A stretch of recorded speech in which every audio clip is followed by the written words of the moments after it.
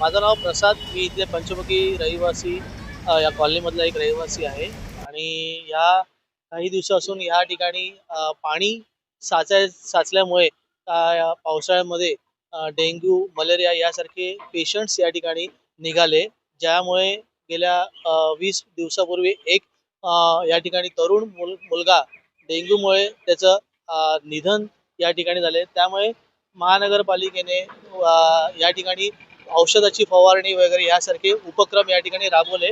पण त्याबरोबर या ठिकाणी हे गटरीचं पाणी ज्यामुळे पाणी साचल्यामुळे या ठिकाणी येण्या जाण्याकरता जो त्रास होत होता, त्यावेळी हे काम या ठिकाणी सुरुवात करण्यात आली आणि या कामाला जवळजवळ आज जवळजवळ 9 दिवस होऊन गेले, पण ते अजून काम पूर्ण झालं नाही. त्यामुळे येण्या जाण्याकरता नागरिकांना त्रास होत आहे. शाळेतली मुलांना येणाऱ्या गाड्या इथे येऊ शकत नाही. मेडिकल इमर्जन्सी जर आली तर या ठिकाणी दुसऱ्या गाड्या ॲम्ब्युलन्स सारखी येऊ शकत नाही. या त्रासामुळे इथले लोक हे त्रस्त या ठिकाणी आहे.